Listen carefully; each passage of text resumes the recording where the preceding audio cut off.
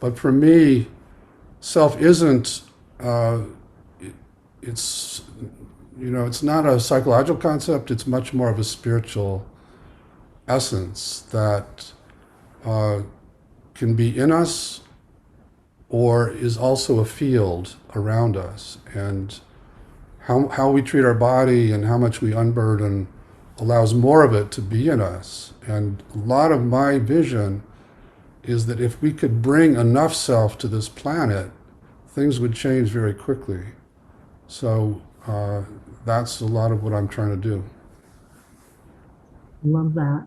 And so certainly that bringing more self to the planet starts with more bringing more self to ourselves, Exactly. and that means working with our parts. And I'm curious, other than like being in active dialogue, active relationship with our parts, are there other ways we can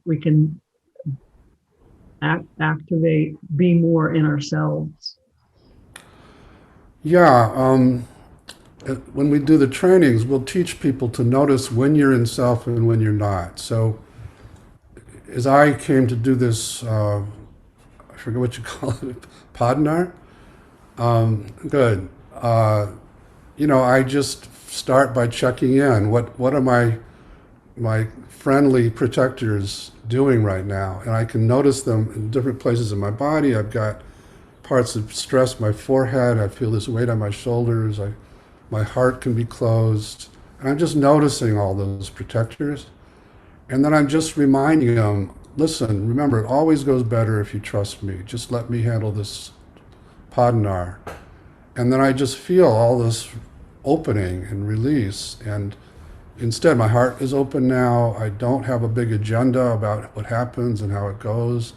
I, I feel connected to you, partly because you're so gracious, but just I feel much more open. And I'm checking that all the time. And there's a kind of vibrating energy that runs through my body when I got a lot of self energy. I'm just checking how's that going.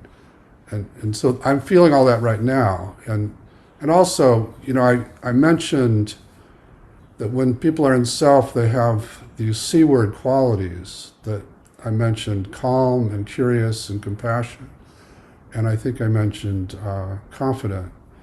And then there are four others that characterize that experience, which include clarity and courage and creativity and connectedness. So those are what we call the 8 C's of self-leadership.